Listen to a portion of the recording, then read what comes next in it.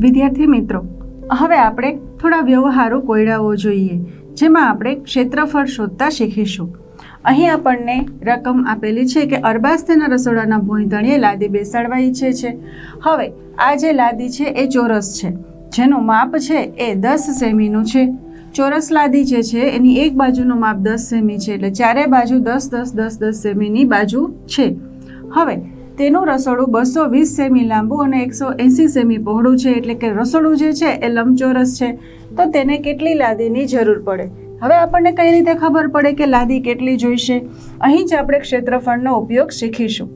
સૌથી પહેલાં તો લાદીનું ક્ષેત્રફળ શોધીશું, ત્યારબાદ રસોડાનું, પછી જોઈશું કે આ રસોડામાં આટલા ક્ષેત્રફળની લાદી જે છે એ કેટલી જોઈએ. તો ચલો આપણે જોઈએ. સૌથી પહેલાં આપણે લાદી જે છે એનું ક્ષેત્રફળ જોઈએ. તો અહીં હું લખીશ ચોરસ લાદી નું ક્ષેત્રફળ. હવે ચોરસ જે છે એનું સૂત્ર યાદ કરો. ચોરસ લાદી છે તો એનું ક્ષેત્રફળ જો શોધવું હોય તો લંબાઈ ગુણ્યા લંબાઈ, આવું કરવાનું. હવે આપણને ખબર છે કે 10 ગુણ્યા 10 10 10 100 ક્ષેત્રફળ શોધીએ ત્યારે આગળ ચોરસ લગાડવાનું અને જે માપ છે એ એકમ લગાડવાનો. તો લાદીનું ક્ષેત્રફળ આપણને મળી જાય છે 100 ચોરસ સેમી. હવે આપણે રસોડાનું ક્ષેત્રફળ શોધીશું. રસોડું જે છે એ લંબચોરસ છે, તો આપણે લખીશું લંબચોરસ રસોડાનું ક્ષેત્રફળ. હવે લંબચોરસનું ક્ષેત્રફળ શોધવું છે તો એનું જે સૂત્ર છે એ છે લંબાઈ ગુણ્યા પહોળાઈ. આ જે સૂત્રો છે એ ખાસ યાદ રાખવાના. જો ચોરસ હોય તો લંબાઈ ગુણ્યા લંબાઈ અને લંબચોરસ હોય તો લંબાઈ ગુણ્યા પહોળાઈ. હવે આપણને જે માપ આપેલા છે એ આપણે મૂકીશું. અહીં આપણને રસોડું 220 સેમી લાંબુ અને 180 સેમી પહોળું આપેલું છે, તો આપણે 220 ગુણ્યા 180 કરીશું. 22 ગુણ્યા 18 કરી અને તમે જે અંક આવે એ મૂકો અને બાકીના બે શૂન્ય બાજુમાં મૂકો તો પણ ચાલે, અને 220 ગુણ્યા 180 કરો તો પણ ચાલે. 22 ગુણ્યા 18 કરશો એટલે તમને મળશે 396, અને ત્યારબાદ આ જે બંને શૂન્યો છે એને આપણે બાજુમાં લગાડીશું. તો 39600 ચોરસ સેમી,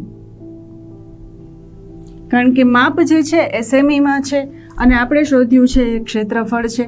તો હવે લાદીનું ક્ષેત્રફળ 100 સેમી છે અને રસોડું જે છે એ 39600 ચોરસ સેમીનું છે. હવે આપણને કઈ રીતે ખબર પડશે કે કેટલી લાદી જોઈ? તો જે લંબચોરસ રસોડાનું ક્ષેત્રફળ છે એને ભાગ્યા આપણે લાદીનું ક્ષેત્રફળ કરીશું તો આપણને જવાબ મળશે. એટલે આ પ્રકારના દાખલા જ્યારે પણ હોય તમારે લંબચોરસનું જે ક્ષેત્રફળ હોય અને એમાં જે લાદી બેસાડવાની હોય એનું ક્ષેત્રફળ હોય એનો ભાગાકાર કરવાનો. તો કેટલી લાદી જોઈશે? તો લાદીઓની સંખ્યા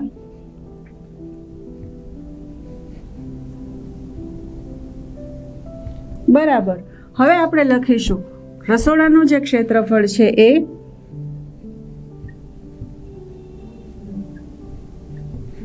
અને એના છેદમાં લાદીનું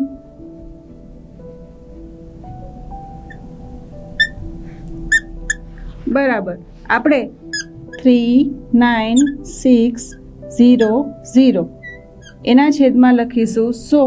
બે શૂન્ય ઉડી ગયા તો લાદીની સંખ્યા મળી ગઈ 396. તો આ રીતે આપણને ખ્યાલ આવી જાય કે ક્ષેત્રફળનો ઉપયોગ શું છે અને ક્ષેત્રફળના ઉપયોગથી આપણે કેવા જટિલ જે પ્રશ્નો છે એના ઉત્તર પણ મેળવી શકીએ. હવે આપણે બીજો દાખલો જોઈએ. અહીં ચોરસ બગીચાની વાત છે.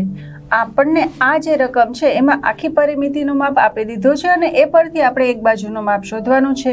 ચોરસ બગીચાની ફરતે કરેલી વાડ 20 મીટર છે, એટલે બગીચો જે છે એ ચોરસ છે અને એની ફરતે કરેલી વાડ 20 મીટર છે. એનો મતલબ કે એની પરિમિતિ 20 મીટર છે. તો બગીચાની એક બાજુની લંબાઈ કેટલી થાય એ આપણે કઈ રીતે શોધી શકીએ? તો આપણને ખબર છે કે ચોરસની પરિમિતિ બરાબર લંબાઈ ગુણ્યા 4. હવે પરિમિતિ જે છે આપણને આપેલી છે એ છે 20 મીટર બરાબર લંબાઈ ગુણ્યા 4. હવે જો ચારેય બાજુનું માપ 20 મીટર હોય તો એક બાજુનું કેટલું એ જોવા માટે આપણે આ 4 ને 20 સાથે ભાગાકાર કરવો પડે, અથવા તો એવું કહી શકાય કે બરાબરની આ બાજુ રહેલો 4 ગુણાકાર સાથે છે તો આ બાજુ લઈએ તો ભાગાકાર આવે, અથવા તો આપણે એમ પણ કરી શકીએ કે 4 બાજુની લંબાઈ બરાબર 20 મીટર તો એક બાજુની કેટલી. એટલે આપણે બંને રીત કરીશું. સૌથી પહેલાં આપણે તેથી કરીને 20 મીટર એના છેદમાં 4 બરાબર લંબાઈ 4 5 20. તેથી એક બાજુનું જે માપ છે એ થશે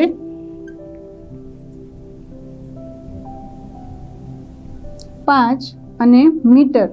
જ્યારે તમે પરિમિતિ અને ક્ષેત્રફળના દાખલા કરતા હોય ત્યારે એકમ જે છે એ ખાસ ધ્યાનમાં લેવાનો.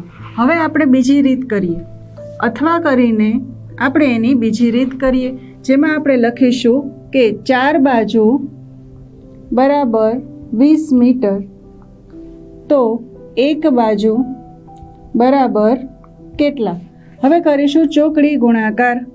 તો આપણને જવાબ માટે 20 ગુણ્યા 1 જે આપણે લખવાના હોતા નથી અને 4 આવશે છેદમાં, તો 20 અને 4 4 5 20.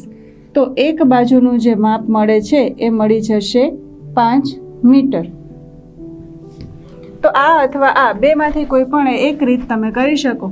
તમને ચોકડી ગુણાકાર પણ આવડે છે, અથવા તો આ નિયમ યાદ રાખવાનો કે કોઈ પણ બે બાજુ છે બરાબરની, એમાં આ તરફ રહેલો ગુણાકાર જો આ તરફ આવે અથવા તો આ તરફનો ગુણાકાર પેલી તરફ જાય તો એ ભાગાકાર થઈ જાય, અને જો સરવાળો હોય તો બાદબાકી થઈ જાય.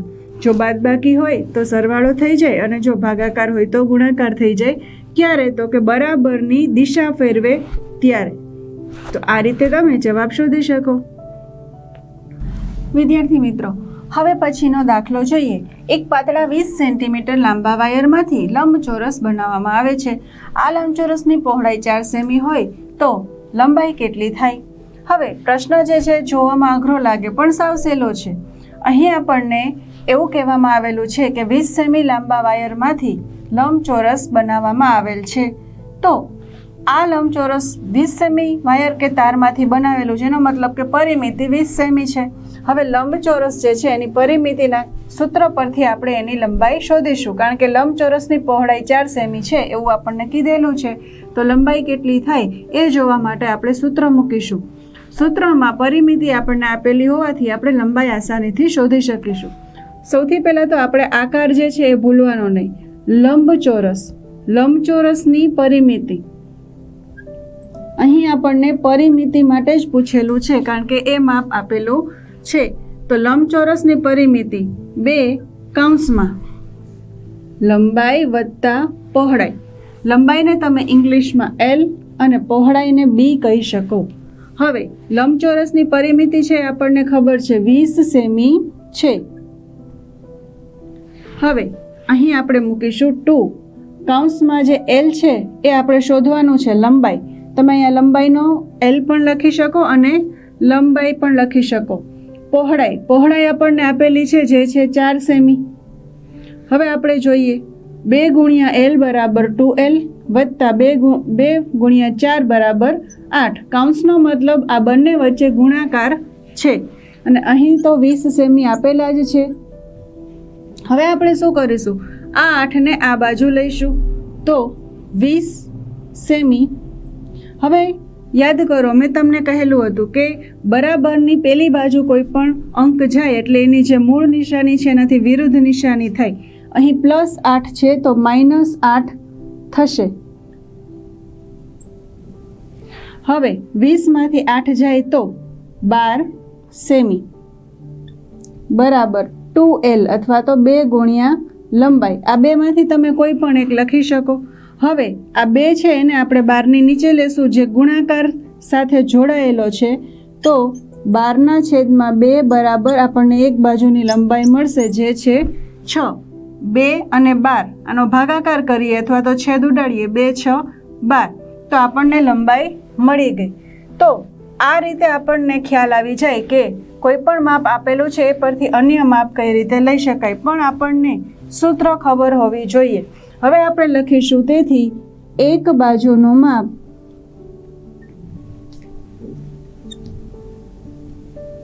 બરાબર આપણો જે જવાબ છે એ છે 6 સેમી. સેમી કે મીટર આ લખવાનું ક્યારેય ભૂલવાનું નહીં અને એના માટે હંમેશા રકમનો આધાર લેવાનો. વિદ્યાર્થી મિત્રો, હવે આપણે કેરમ બોર્ડના માપ પરથી એનું ક્ષેત્રફળ શોધીશું. અહીં આપણને એની પરિમિતિ આપેલી છે અને એ પરથી આપણે ક્ષેત્રફળ શોધીશું. કેરમ બોર્ડ જે છે એ ચોરસ છે. હવે ચોરસની પરિમિતિનું સૂત્ર છે 4 ગુણ્યા લંબાઈ અને એનું ક્ષેત્રફળ શોધવું હોય તો એનું સૂત્ર છે લંબાઈ ગુણ્યા લંબાઈ. તો ચલો આ બંને સૂત્રોનો ઉપયોગ કરી આપણે આ પ્રશ્નનો જવાબ મેળવીએ. સૌથી પહેલાં તો ચોરસની પરિમિતિનું સૂત્ર આપણે લખીશું.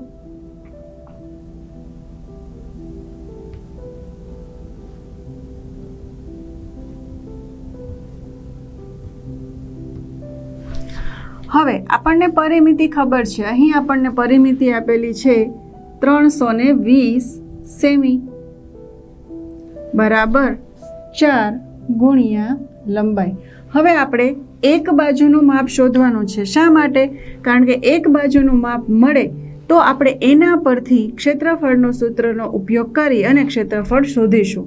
તો સૌથી પહેલાં એક બાજુનું માપ શોધીએ. 4 બાજુ બરાબર 320 સેમી, તો એક બાજુ બરાબર કેટલા? એના માટે થઈ અને ચોકડી ગુણાકાર કરો તો 320 ભાગ્યા 4 આવે. અને બીજી રીત છે કે આ બાજુ છે ગુણાકારની સંબંધ સાથે રહેલો અંક છે એ આ બાજુ આવે તો ભાગાકાર થાય. તેથી 320 સેમી ભાગ્યા 4 બરાબર લંબાઈ. હવે આપણને ભાગાકાર કરતા જવાબ મળશે 80. તો એક બાજુની જે લંબાઈ છે એ થઈ 80 સેમી.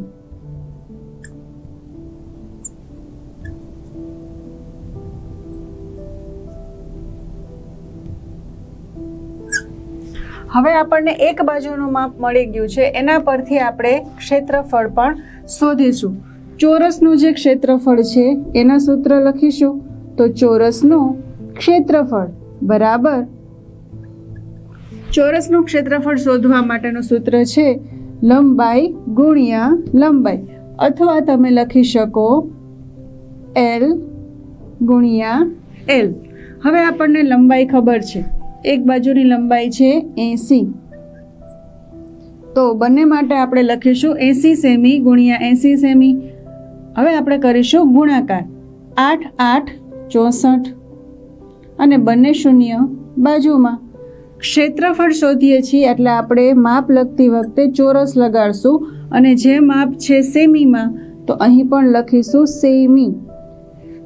6400 ચોરસ સેમી એ આનું ક્ષેત્રફળ થાય. તો આ પરથી આપણને ખબર પડે છે કે કેરમ બોર્ડનું ક્ષેત્રફળ